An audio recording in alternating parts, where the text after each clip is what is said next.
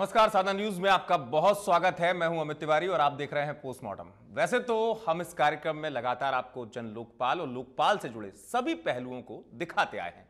आज हम जन लोकपाल से जुड़ी भ्रांतियों से पर्दा तो उठाएंगे, साथ ही बिल की खासियत को भी बताएंगे। हमारे ग्रुप एडिटर एनके सिंह हमारे साथ रहेंगे, लेकिन जन लोकपाल बिल की खासियत हम आपको सुनाएंगे टीम अन्ना की जुबानी, क्योंकि निगाह जनता की टीम अन्ना पर है। लगातार के क्या टीम अन्ना सोचती है पूरे इस मसले पर, तो करेंगे बात इसी खास मुद्दे पर। इनके बहुत स्वागत है आपका। शुरुआत करते हैं कार्यक्रम की।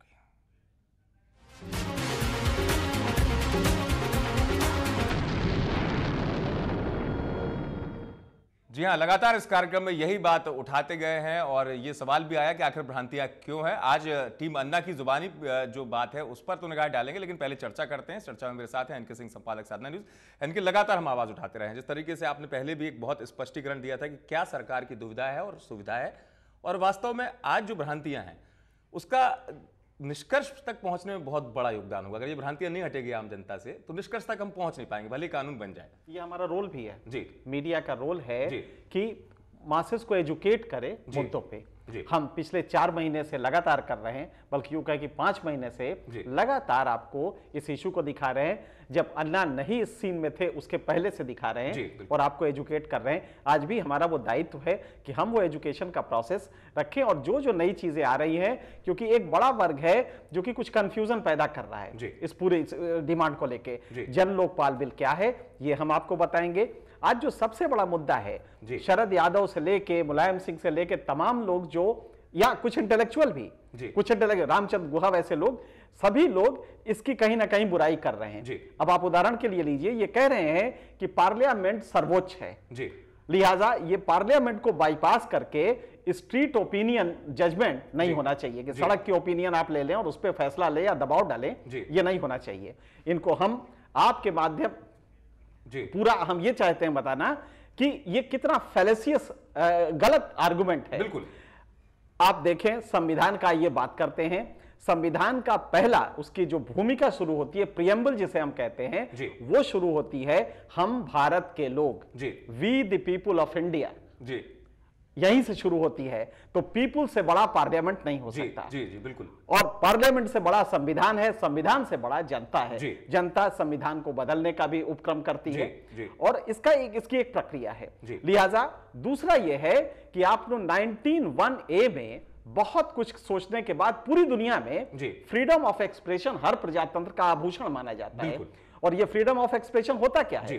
अगर ये ना होता, ये क्लॉज आप लाए क्यों थे? ये आर्टिकल जब आप लाए थे, वरना पार्लियामेंट में आप रोज चर्चा करते हैं, कोई मतलब नहीं होता। लेकिन इसके बावजूद फ्रीडम ऑफ एक्सप्रेशन हर नागरिक को दिया गया है और इसी फ्रीडम का जो प्रोडक्ट होता है वो होता है रैली, धरना, प्रदर्शन, सेमिनार, जो यूनिवर्सिटी में चाहे बाकी जगह होता है। इसका सीधा मतलब है कि हम मासेस को इश्यूज, मासेस अपनी भावना को व्यक्त करता है। अन्ना हजारे का ये पूरा आंदोलन या भ्रष्टाचार के खिलाफ आंदोलन इसी अपने उद्गार को व्यक्त कर रहा है। आज अभी अनाउंस किया अन्ना हजारे ने, अपील किया कि प्रधानमंत्री का आवास घेरो, मंत्रियों का आवास घेरो, और 10-20 की तादाद में नहीं, 10-20 की तादाद में नहीं, बल्कि 25,000 की तादाद में जाओ और वहां बैठो। 10-20 की तादाद में जाओगे तो ये लाठी चला के भगा देंगे। बिल्कुल। आज जो खतरा है पीएम के आवाज में, अभी जो खबर आ रही है, पीएम के आवाज पे जबरदस्त भीड़ जा रही है। लेकिन अन्ना ने यह भी कहा है एक भी वायलेंस नहीं होना चाहिए, क्योंकि वायलेंस करोगे सरकार की ताकत और ये पूरे आंदोलन की पवित्रता खत्म हो जाएगी। बिल्कुल। हम भी जनता से अपील करेंगे कि बिना वायलेंस के, लेकिन हर आदमी घर से निकले, हर आदमी बाहर आए, हर आदमी उस प्रजातांत्रिक मूल्य का लाभ उठाए। और ये मौका है, अगर इस मौके को चूके तो आप शायद कई सालों के लिए, कई दशाब्दियों के लिए चूक जाएंगे। बिल्कुल। तो इसलिए इस मौके को न जाने दीजिए, ये जनमत पूरी तरह से फलीभूत हो। इसीलिए आज हम ये प्रोग्राम दिखा रहे हैं और इसमें ये भी बताएंगे कि पूरे जन लोकपाल बिल में जो ये खामियां बता रहे हैं वो कितनी गलत है। कोई खामी नहीं है। जन लोकपाल बिल पूरी तरह से मुकम्मल बिल है और उसको पारित किया जाना चाहिए। बिल्कुल पारित किया जाना चाहिए, और यही टीम अन्ना कह रही है। और इस परिप्रेक्ष्य में टीम अन्ना को भी सुनना बहुत जरूरी है। जन लोकपाल के बारे में आम लोगों का नजरिया क्या है और वास्तव में लोग क्या सोचते हैं जन लोकपाल बिल को। टीम अन्ना की जुबानी जरा देखें इसको पहले। और बहनों, आज जो दिन ब दिन भ्रष्टाचार बढ़ रहा है, सामान्य लोगों को जीना मुश्किल हो रहा है। अब खाएंगे नहीं तो काम कैसे होगा? आप बिल्कुल ठीक कह रहे हैं सर। हाँ तो लाइए। हाँ तो सर लीजिए। क्या है? खाइए खाइए सर, ठाट से खाइए, उंगली चाट के खाइए सर। अब देखिए ना, कोई छुप के खाता है खाते जा तो कोई शर्मा के, खाते जा कोई छुप के खाता है तो कोई खुलेआम खाता है। खाते जा अपनी हे भगवान, आपके नाम पे भी खाते हैं? लाइफ बढ़ाते जा अबे तेरी, कोई दिन उपवास नहीं, 24/7 खाते हैं। खाते जा खाने वाला भी खिलाता है, देख लो। खाते जा देश का ब्रांड महात्मा बन के, सॉरी हाँ, बापू तक को खा जाता है। लेकिन आपको पता है ये लोग इतना खाते क्यों हैं? क्योंकि हम खिलाते हैं। ऐसे स्थिति में लोकपाल बिल भ्रष्ट प्रवृत्ति के विरोध में लड़ने के लिए आपके हाथ में एक शस्त्र मिल रहा है, लेकिन कैसे चलाना वह अपने जान लेना बहुत जरूरी है। क्या उसमें शक्ति है, क्या ताकत है, लोकपाल बिल ये जानना बहुत जरूरी है। जन जन की है यही पुकार, बार बार और लगातार। जन जन की है यही पुकार, बार बार और लगातार। देश को साफ करो, दूर करो अब भ्रष्टाचार। देश को साफ करो, दूर करो अब भ्रष्टाचार। लोकपाल लोकपाल पास करो जन लोकपाल। लोकपाल लोकपाल पास करो जन लोकपाल। लोकपाल लोकपाल देश को साफ करो, दूर करो अब भ्रष्टाचार। जन लोकपाल कानून बनेगा तो केंद्र के अंदर एक स्वतंत्र संस्था का गठन किया जाएगा जिसका नाम होगा जन लोकपाल। इसी तरह से हर एक राज्य में स्वतंत्र संस्थाएं गठित की जाएंगी जिन्हें कहा जाएगा जन लोकायुक्त। ये जो संस्थाएं हैं ये पूरी तरह सरकार के नियंत्रण से मुक्त होंगी। जन लोकपाल में 10 सदस्य होंगे और एक इनका चेयरपर्सन होगा। इसी तरह से जन लोकायुक्त में 10 सदस्य होंगे और एक चेयरपर्सन होगा। जन लोकपाल केंद्र सरकार के विभागों में हो रहे भ्रष्टाचार के बारे में शिकायतें प्राप्त करेगा और उन पे एक्शन लेगा। जन लोकायुक्त उस राज्य के सरकारी विभागों के बारे में भ्रष्टाचार की शिकायतें लेगा और उनके ऊपर कार्रवाई करेगा। बनाने में एक दूजे के साथ चले। देश भर में पंचायत से लेके प्रधानमंत्री कार्यालय तक हर जगह हम भ्रष्टाचार देखते हैं। इस कानून के तहत यह कहा गया है कि कोई भी व्यक्ति अगर शिकायत करता है लोकपाल में या लोकायुक्त में जाकर, तो उस शिकायत के ऊपर जांच 6 महीने से 1 साल तक के अंदर पूरी करनी पड़ेगी लोकपाल को। अगर शिकायत की जांच करने के लिए लोकपाल के पास कर्मचारियों की कमी है तो लोकपाल को यह छूट दी गई है कि वो जांच 1 साल में पूरी करने के लिए अगर उसे ज्यादा कर्मचारियों की जरूरत है तो वो ज्यादा कर्मचारियों को लगा सकता है, लेकिन जांच को 1 साल के अंदर उसे पूरा करना चाहिए। मेरा देश मेरी जान, मेरी शान, मेरी आन। तो जांच के बाद लोकपाल 2 तरह की कार्रवाई करेगा। पहला तो ये कि उसके पास पावर होगी कि जो दोषी अधिकारी है उसको वो नौकरी से निकाल सकता है। तो जांच के दौरान जिस तरह के भी सबूत मिलेंगे, जिस तरह भी गवाहों से बात होगी, उनकी सुनवाई करते हुए और खुद आरोपी अफसर की सुनवाई करते हुए वो एक्शन लेगा कि दोषी अधिकारी को नौकरी से निकालना है या उसको प्रमोशन रोकना है या उसके ऊपर कोई पेनल्टी और लगानी है। पहला एक्शन तो ये होगा।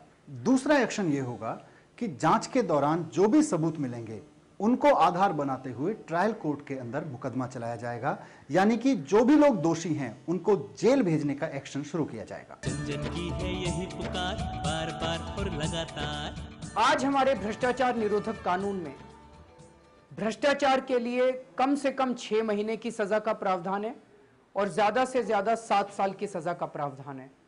हमारा यह कहना है कि इसे बढ़ाकर कम से कम 1 साल और ज्यादा से ज्यादा लाइफ इम्प्रिजनमेंट यानी कि पूरी जिंदगी का आजीवन कारावास का प्रावधान किया जाना चाहिए। देश को साफ करो, दूर करो अब भ्रष्टाचार। हमने इस कानून में प्रावधान किया है, जितना उसने सरकार को चूना लगाया भ्रष्ट अफसर ने और भ्रष्ट नेता ने, सजा सुनाते वक्त ये जज की जिम्मेदारी होगी कि वो सारा का सारा पैसा उससे रिकवर करने के लिए, उससे वापस लेने के लिए आदेश किए जाएं और उससे रिकवर किया जाए। कानून में यह प्रावधान किया गया है कि हर अफसर को और हर नेता को हर साल के शुरुआत में अपनी अपनी संपत्ति का ब्यौरा वेबसाइट पे डालना पड़ेगा, और अगर बाद में ऐसी कोई संपत्ति मिलती है जिसका ब्यौरा उन्होंने वेबसाइट पे नहीं डाला, तो ये मान लिया जाएगा कि वो संपत्ति उन्होंने भ्रष्टाचार के जरिए हासिल की है और उस संपत्ति को जब्त करके उनके खिलाफ भ्रष्टाचार का मुकदमा दायर किया जाएगा।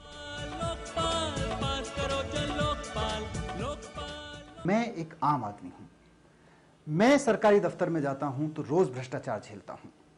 मेरा ड्राइविंग लाइसेंस बिना रिश्वत दिए नहीं बनता, मेरा वोटर कार्ड पैसा लेकर बनता है।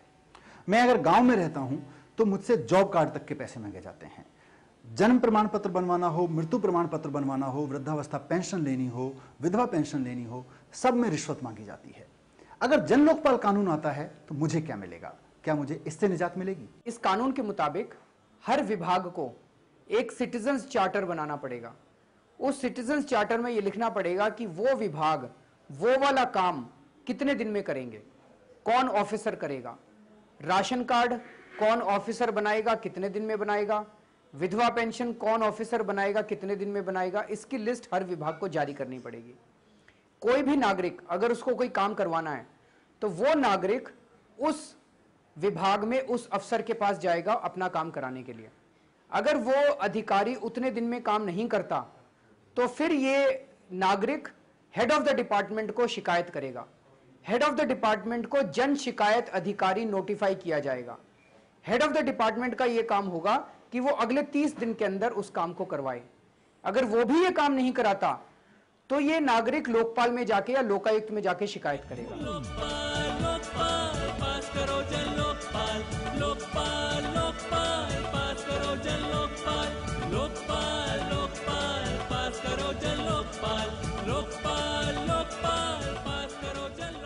लोकपाल का हर डिस्ट्रिक्ट के अंदर एक ना एक विजिलेंस ऑफिसर जरूर नियुक्त होगा। लोकायुक्त का हर ब्लॉक के अंदर एक ना एक विजिलेंस ऑफिसर जरूर नियुक्त होगा। तो नागरिक अपने इलाके के विजिलेंस ऑफिसर के पास जाके शिकायत करेगा। विजिलेंस ऑफिसर के पास जब शिकायत जाएगी तो यह मान लिया जाएगा कि यह हेड ऑफ द डिपार्टमेंट ने और उस ऑफिसर ने भ्रष्टाचार की उम्मीद में, रिश्वतखोरी की उम्मीद में यह काम नहीं किया, यह मान लिया जाएगा। तो उस विजिलेंस ऑफिसर को 3 काम करने पड़ेंगे। एक तो इसका काम 30 दिन में करवाना पड़ेगा, दूसरा वो हेड ऑफ द डिपार्टमेंट के ऊपर और इस अफसर के ऊपर पेनल्टी लगाएंगे जो उनकी तनख्वाह से काट के इस नागरिक को मुआवजे के रूप में दी जाएगी, और तीसरा ये कि इनके खिलाफ भ्रष्टाचार के मामला शुरू किया जाएगा, तहकीकात शुरू की जाएगी और भ्रष्टाचार की कार्रवाई इन दोनों के खिलाफ की जाएगी।